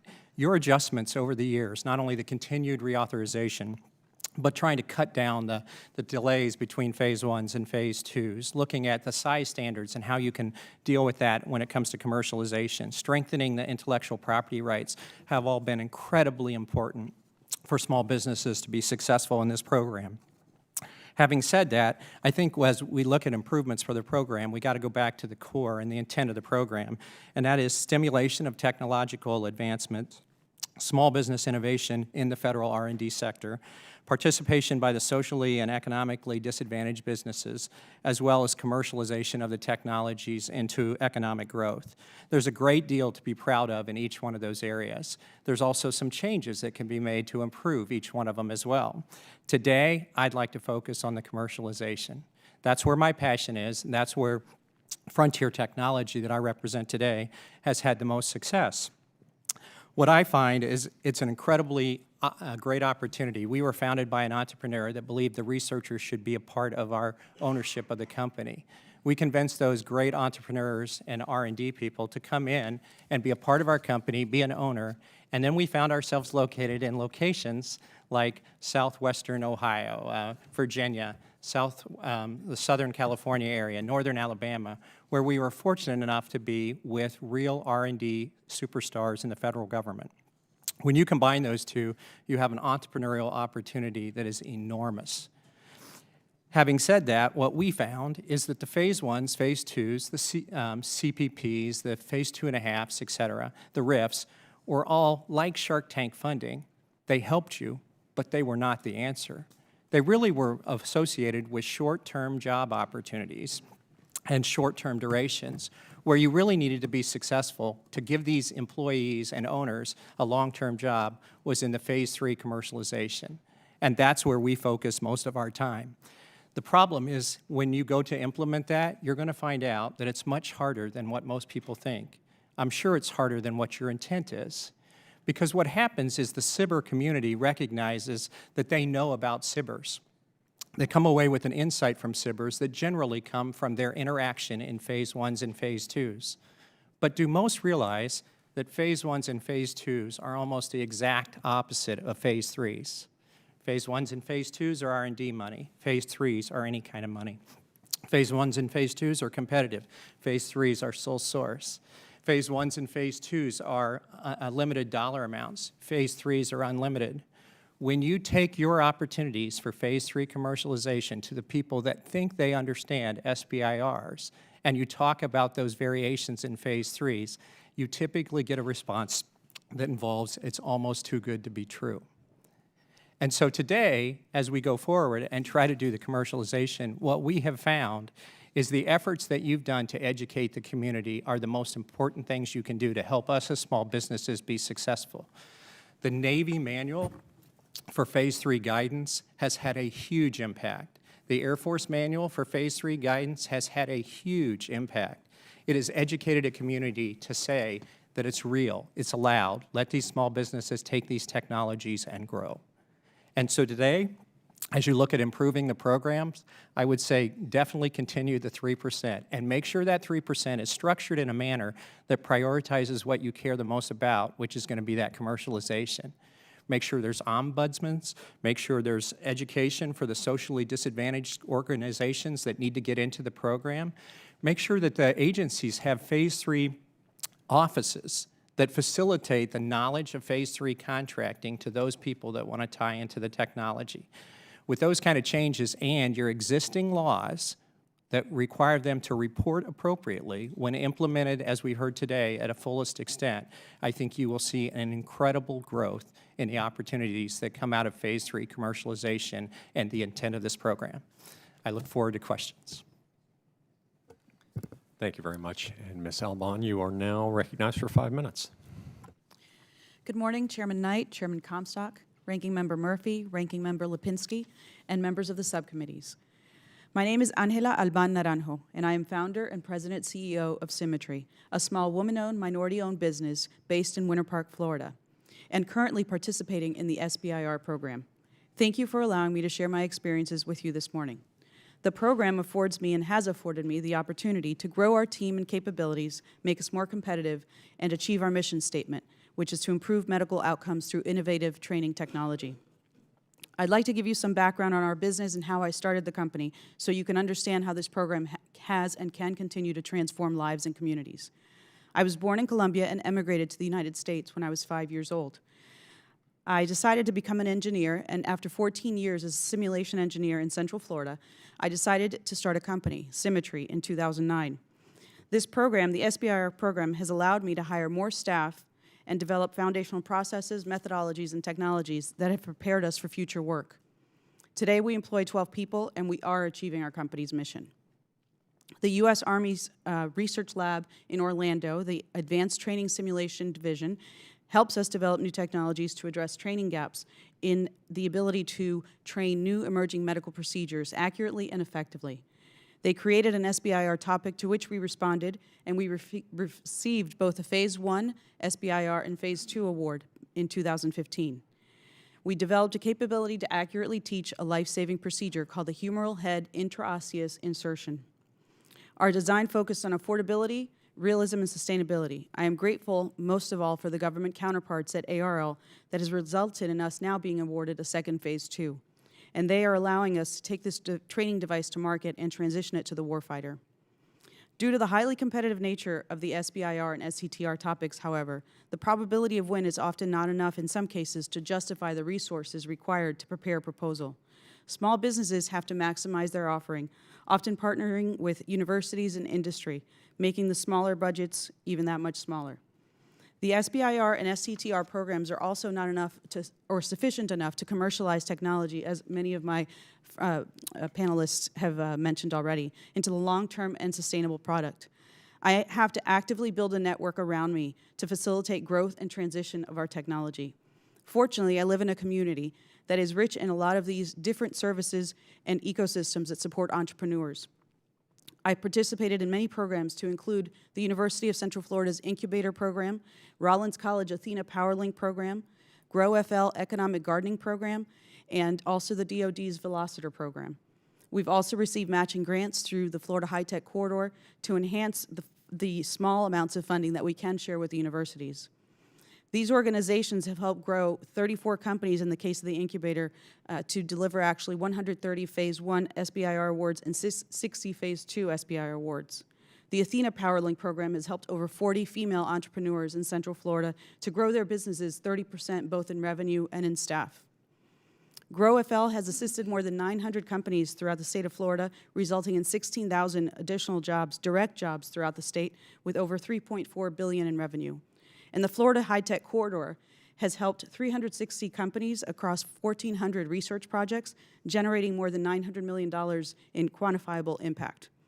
I am fortunate to live in a region that enables me to commercialize and transition technology. I ask you to consider continuing similar programs at the federal level to provide these opportunities across the nation. I do not believe that these programs are available in this type of an environment is available in every community. I also invite you to study the resources that are available in Central Florida for entrepreneurs as a model for other communities. My colleagues at Aptima, another small business, have been participants in the program for over 20 years. Because of this program, they anticipate 15 to 20% growth annually for the next 2 to 3 years, much of that happening in Central Florida. This growth could be greater, however, but there is a disconnect between the SBIR and STTR pipeline with the PALM process. As technology matures, Phase 3 funding decisions often require being represented as a program in the PALM prior to that, which fails to recognize the natural phasing of this technology and the way that we can transition it successfully. There are no tangible incentives to transition technology because this often results in risk. We must change the way that we view failure in acquisition programs and instead embrace these as opportunities to leverage all there is to learn and to move forward into the next iteration. It is clear that also continuing resolutions and the resulting unstable funding affect force readiness. I would submit that this threat is especially felt in small businesses performing this type of research, and we cannot absorb the breaks in program funding that often occur under these circumstances. In conclusion, I want to reiterate that not only as a participant, but as a taxpayer, I believe in this program. We're at a critical time in our nation's history, and it is now more imperative than ever to continue to be a world leader. A shift has occurred that puts us at risk at our ability to drive technological change and revolution. We have opportunities to expand and improve healthcare, communications, computation, cybersecurity, and many other crucial technologies required to defend the freedoms that we hold dear. This concludes my statement. Thank you for your attention, and I look forward to any questions that you may have. Thank you very much. Dr. Rubin, you are now recognized for 5 minutes. Thank you, Chairman Knight, Chairwoman Comstock, Ranking Members Murphy and Lipinski, and committee members, for the opportunity to talk about, rather than Phase 1, 2, and 3 SBIR, STTR programs, Phase 0, Proof of Concept Centers. I'm very fortunate to be the director of the Long Island Bioscience Hub, which is one of 3 of the NIH programs that is intended to sort of harness the great biomedical research that's done at our universities and help facilitate and transfer them out into the real world. I'm giving you this perspective as a hardcore basic scientist.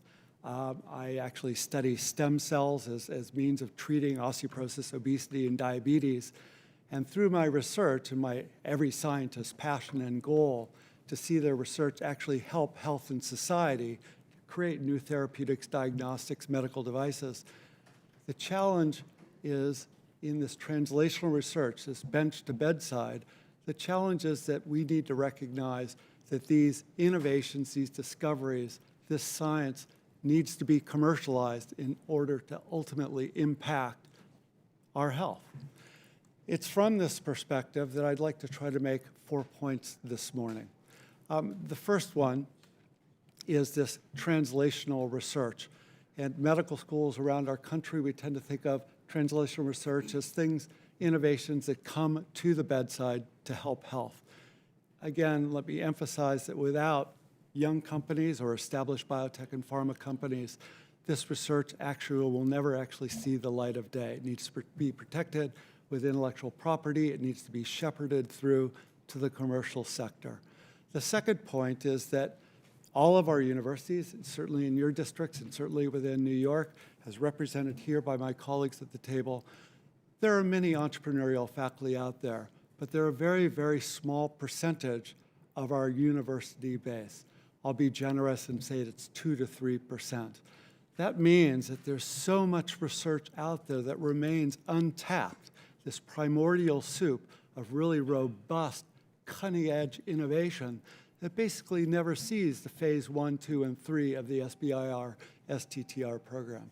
That's really where the robust, the really principal opportunity of a Phase 0 program comes in, where the infrastructure is developed to help faculty and students recognize the potential of their research and to translate it through the commercial sector to the bedside. It was raised a number of times this morning about students and STEM fields and what our next generation entrepreneurs will be. And I would say that these Phase 0 concept centers are really excellent environments for the students working with faculty and postdoctoral fellows to be exposed to and experience the thrill of seeing science become innovation. And so if we're worried about our next generation becoming entrepreneurs, the universities are great places to have it happen and to drive it into whoever will be applying SBIR or STTR programs in the future. Let me speak very briefly about the REACH program itself. It's a research, evaluation, and commercialization hub. As I said before, we are one of 3. We have been in existence for just 2 years. We have already used these funds to fund over 33 projects. We've submitted over 30 disclosures for new intellectual property. We have actually submitted SBIR programs, some of which have now been funded from this technology that would have never gone down the commercial path. It's really this Phase 0 program is really effectively harnessing the potential of discovery to bring out to business. And I will also point out that companies are being formed. So rather than thinking of this as a competition for SBIR programs, again, my colleagues here that expressed the passion, the impact so well, it is the future applicants for STTR, SBIR programs that these Phase 0s support. I will also point out that it does not dilute the impact of our university environments. We've heard this morning about the potential of the university being the economic engine for our communities. It is really an attractant for great new companies to start. And I believe that these Phase 0 programs, which I think the vision of your committee instituted them, I would encourage you to continue them because they're really changing the nature of how we think of our science and actually implementing the ability for these discoveries to become therapeutics. Thank you very much. Thank you. And on the Small Business Committee, we always thank you for the opportunities and for the employment that you provide. I'm going to go to the Chairwoman for Research and Technology, Ms. Comstock, for her questions.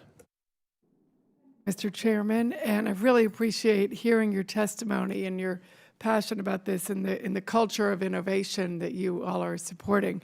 So what I wanted to ask is of each of you is what top recommendation would each of you make for improving the SBIR and STTR programs to promote innovation and really get those, cutting edge things like you've all been involved in? And then what are some examples that, some additional examples of what we can see in terms of getting that culture of innovation really thriving? Well, I believe from our standpoint, the 2 pilot programs being extended past the current year are kind of at the top of the list, and the reason is they both have demonstrated usefulness to a degree, and we believe continuation of those would be probably one of the easiest steps that could be taken to promote innovation. Dr. Langford? I would say the continuity of support. I think one of the most disruptive things in our businesses and in innovation is the kinds of things we see where things get started and then a program gets stopped and restarted, and whether it's in the defense, it goes to the importance of having the defense budget and things like that. Continuity in the program, and you guys have done an excellent job of that, and I would encourage to continue. The other would just be educating people in the fact that the program exists and its potential. I think there's still a lot of folks to be reached out there, both in the STEM programs, the next generation's coming up, because this is such a fabulous opportunity for them to pursue their ideas, their dreams, their ambitions, and also in the government itself, because what we tend to find is that some people are very aware of the program and how to use it effectively, and others have never heard of it or don't pay much attention to it. So education about the program and the access to it. Right. I would say the reporting. I believe that the Phase 3 success path could be dramatically increased if Congress understood the Phase 3 results that are coming out. And right now, you're kind of hamstrung with no ability to see the reports that are there. When you guys have asked for the Phase 3 aspects, we've literally had Defense Department organizations call us and say, do you have customers that want your technology? Because we need to award a Phase 3 to align with the congressional requirements. So if you can get that 3%, to put together the reporting aspects and the, I'll call it the recognition of what the Phase 3 is about, I think the jobs and economic growth will come natural. For me, I think it's continuation and funding. That's one of the most important things. And then also partnership between R&D and acquisition, at least in terms of the DoD, and educating both sides of that to be able to work together and facilitate that transition. I think any way that you can harness the university research pool to bring out innovation, like the Phase 0 programs, to continue and even expand and deepen the funding of them, would be very, very powerful ways to bring out technologies that otherwise would never see the light of day. So we academics were a resistant, ornery group of people, and I think that cultural shifts are hard for us. But I think it's opportunities like this where we actually realize that our science matters. Great. Thank you so much. I appreciate all of your comments. Thank you very much. And we're going to do a little bit of chair shuffling here. I have to take a meeting in just a couple of minutes, so I'm going to ask the ranking member to ask her questions and have Mr. Estes come up and take over for just a few minutes. Thank you. Ms. Albán, many small businesses have complained that the current SBIR application process is very arduous and costly. And in fact, in your testimony, you talked a bit about how, in some cases, filling out the application costs more than the amount businesses would receive in funding. In other instances, the wait is just simply too long, that research staff might leave to work on other projects. It's hard to sustain that, especially if you're a small business. What would you change in the SBIR program to help alleviate some of this hardship, and specifically for women and minority-owned businesses? Thank you for the question. I definitely think that the part of the process that takes the longest is not so much the application process. It typically is when you have been notified that you have been selected for award. I don't know if it's the FAR or if it's the queue in which the contracting officers are working to get these contracts awarded. Sometimes could take 6 to 12 months to get a contract awarded. So that is a pretty long period of time for you to wait, as you mentioned. As far as it being costly, it is in the case of smaller businesses such as ours, where we have to fortify or backfill the capabilities that we aren't as strong in, if you will, and we have to subcontract or to partner with universities. At times, what's left for us is not enough for us to be able to actually make it a profitable venture, and sometimes have to invest some of our own funding. So I would like to see possibly a tailored version of the FAR or the ability for these contracts awards to be expedited, because I think that would at least make a big difference or an impact for us. Thank you. Great, thank you. And then just one other follow-up on your testimony. You had talked a bit about the CR and sequestration and its impact. How does not having a federal budget affect your ability to plan and run your business? Thank you for that question. For us, it's extremely difficult because we have to juggle the resources that we have to sometimes provide enough employment to keep them on staff, as you mentioned. And at times we've had to work and collaborate with other businesses and other projects to try to keep them employed in time for those contracts to be awarded.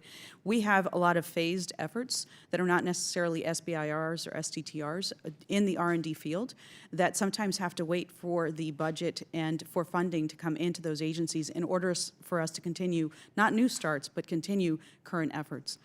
So that is actually a big challenge for us, and currently this summer, I think, is going to be a challenge for us, and thankfully this week we've gotten some good news, so I'm very happy about that. Great, thank you. And this question is for the entire panel. Firms often face a disconnect when attempting to transfer their SBIR technologies to acquisition programs. If agency procurement officers were more directly involved, there could be a better match between SBIR research and an agency's needs. Wouldn't it make sense to directly incorporate acquisition personnel into the SBIR programs in terms of research solicitation and technical assistance? From our standpoint, I must agree with that strongly. I think that that's one of the biggest gaps of understanding is acquisition officers who are accustomed to the day in and day out acquisitions of pencils and paper clips, now having something special coming out of the SBIR program. And I think their inclusion and their understanding earlier in the process would be a big benefit. I would agree with that. I think the contracting process is one of the most challenging parts of the federal government in general. And if you wanted to focus on one thing that would promote efficiency, it would be there. The Air Force, I think the number is, it's like 300 days between, on sole source awards, between the time that they can make a selection and get a contract done. And they're proud of that number because it's been coming down. It's just staggering to people on the private sector side. So yes, contracting efficiency, both in SBIR, where we tend to be sort of the low priority compared to some of the larger awards, is huge, but it goes across the entire system. You asked the question this morning to our government counterpart, and I think it was critical.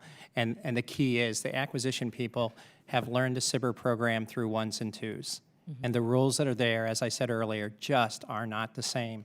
And so when you go, even if you, I hope you do, bring them into the process, but when you do, you really need to educate them as to what the law says.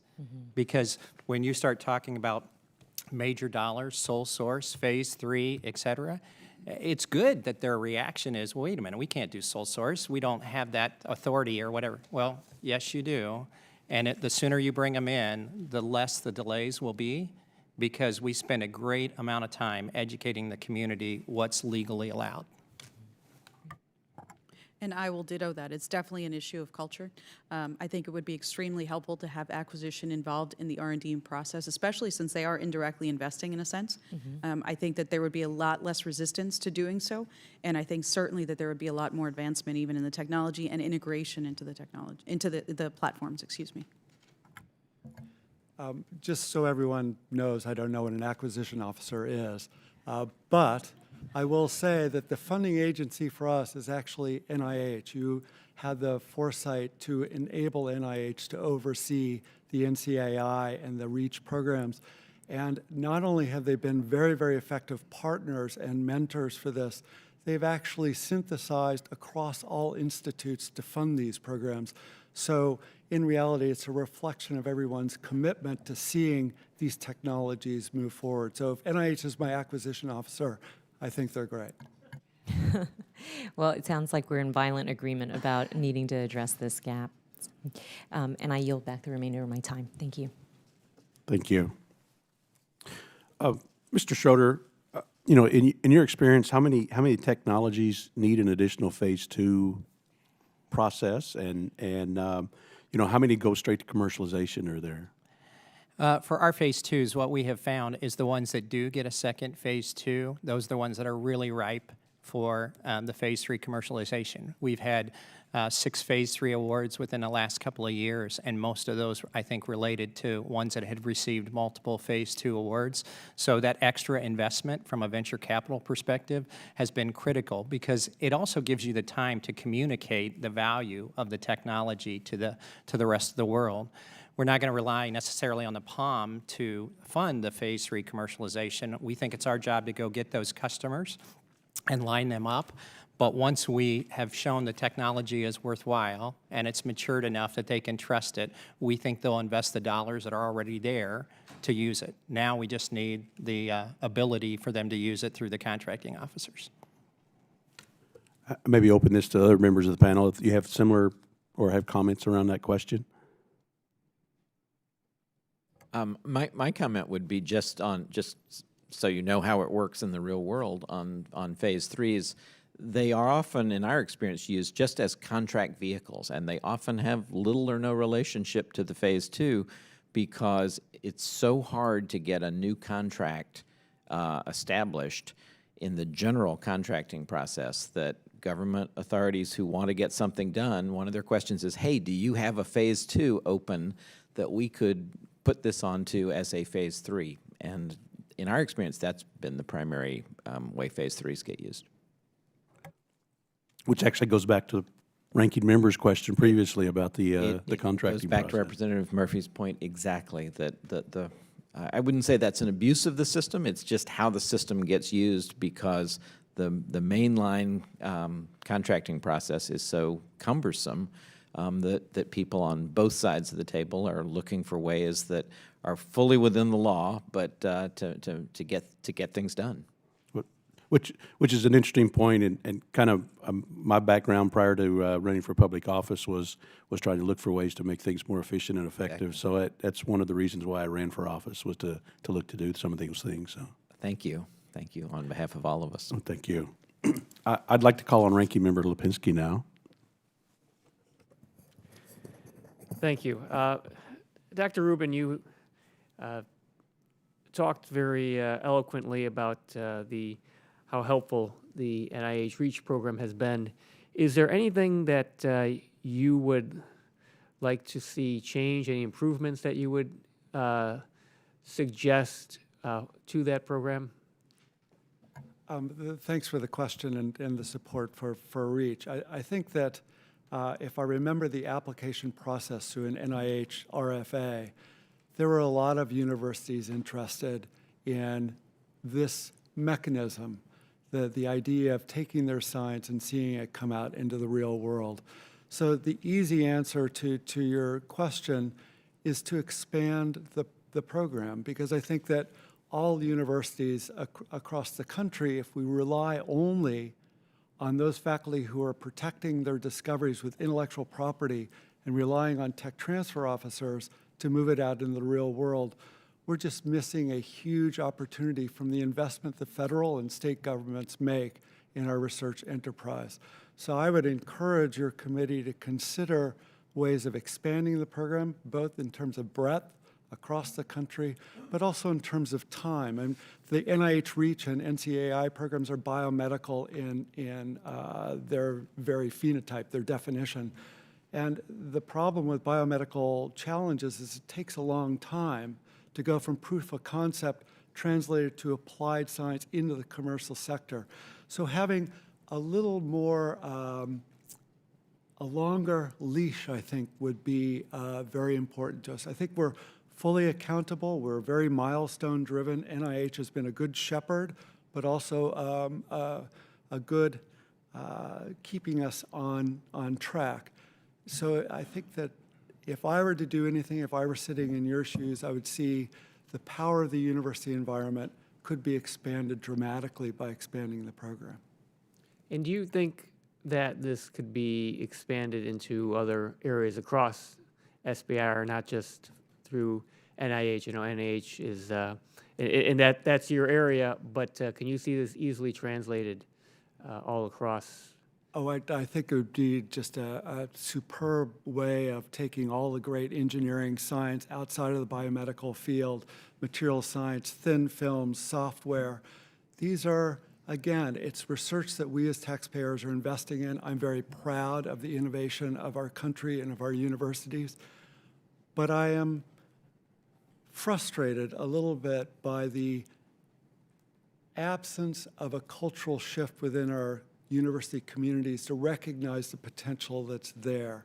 And I think that not so much a stick, but the carrot of expanding the program to other disciplines, I think would have a profound impact on the universities as economic engines in our communities. So yeah, I would applaud that as a great idea. And do you have any experience also anything to say about the role of I-Corps, something else that I had mentioned in opening about potentially having accelerators, Right. have that be part of phase 2 in SBIR? You think that would be helpful? I would just suggest to members of the committee that I'm an academic, so I have something to say about anything. So it's for sure. I understand that. As an academic myself. I should also point out that in addition to the REACH program through NIH, we were very fortunate to secure an NSF I-Corps program as well as a Department of Commerce I-6 challenge, which is basically the synthesis of many distinct federal agencies to move forward entrepreneurialism. And I think that, as members and statements from this desk have been made about who are the future entrepreneurs, it's the I-Corps program, not only for the faculty entrepreneurs, but the graduate students and undergraduates that are interested in seeing their science move out to the commercial sector. So I think the fusion, the synthesis of these distinct programs really has great potential for the future. I think they're great, and we're very fortunate to have secured these awards. Thank you. It will almost out of time, so I'll yield back. Thank you. And now, Representative Lawson, you have 5 minutes. Thank you very much, Mr. Chairman, and you all, welcome to the committee. And during the ones that testified before you, I asked a question that I probably going to ask the same question because I have a great deal of interest in it. I represent probably 3 or 4 universities within the district. One of the major universities is Florida State University, which has a hub in Innovation Park and the home of the magnetic lab, which is very significant. And I'm happy to see that the state of Florida reinvested in the lab because there was other states around that was very interested in providing the funding that it needed to keep the lab going. So the question centers around pipeline to historically black colleges to get involved in STEM. There are 2. One is in my district, which is Edward Waters College, and the other is Florida A&M University, which is in the state university system. And we have a joint program in engineering between Florida A&M University and Florida State University, which is going on for a number of years, and they're producing more students that are candidates to be involved in the STEM field. My question, can we create that pipeline for graduates in the STEM field that would help these students create their own small businesses that can eventually take part in such programs such as SBIR and STTR? And that's for the whole panel. Congressman Lawson, I can tell you that at the University of Central Florida in Orlando, there is such a program for students. It's called Launchpad, I believe, the Blackstone Launchpad. And I recently actually went and spoke to a group of students to talk to them about all of the opportunities in what we call our ecosystem for entrepreneurs. And the University of Central Florida is doing a very good job of not just creating entrepreneurs, but also entrepreneurs within the STEM field. I would recommend that I could find that information out for you and certainly get it to you, but I know that it has been a very successful program. And a lot of those students, as they graduate, then transition into the incubator program that the university also has, which then also educates them on how to write the proper proposal for the STTR and SBIR program and how to pursue even the phase 0s, the phase 1s, and the phase 2s. So I would be happy to share that information with you. Okay, that's great. Anyone else elaborate on that? We do a lot of collaboration with Texas A&M University, and through both their engineering and business school, they have a number of outlets for new ventures and entrepreneurship, very similar to what Ms. Albán was saying. And we have also been encouraging the discussion of some type of mentor-protege program specifically for SBIR companies to help young, first-time business owners with SBIR applications in the process. Okay, and I just have one other question because I heard you all talk about the application process. So if you had to recommend one thing to Congress about how long does it take to go through the contracting process, what would that be? Metrics. I think if you had metrics that made you understand the speed or lack thereof in the reporting that comes through, you might guide it slightly differently. Because the reality is, I think we at one point mentioned that some awards have taken nearly a year. In those kind of cases, I don't think that's at all what your intent is. And when you're a small business and you've got some pretty high-tech people that you're blessed to have as employees sitting on your bench, if you don't have other work for them, by the time the award occurs, they're not even an employee anymore. So if you could get your metrics to report each agency's performance along those lines, I think it would change the culture. Yeah, and Mr. Chair, just before I yield back, I think that's very, very, very significant, and that we should, with the staff, try to find out how can we improve that process. And I yield back. Thank you. Well, I'll make a closing statement now. Again, I'd like to thank all our witnesses for being with us today. I think both panels provided us with some excellent thoughts on these successful programs that we're doing. Whether we're doing new software programs or tracking contract payments, a new medical device to help with cancer treatments, or a new piece of technology that might save lives on the battlefield, the SBIR and STTR programs have consistently delivered results across all federal agencies. They're worthy programs that are worthwhile and doing what they're supposed to do. But we can always do better. We're going to take some of your suggestions and thoughts that you've provided today and work to incorporate them into legislation that our committee is working on. I do want to thank you for your testimony. I'll ask unanimous consent that the hearing record be open for 2 weeks for additional written comments and written questions from members. And without objection, so ordered. This hearing is now adjourned.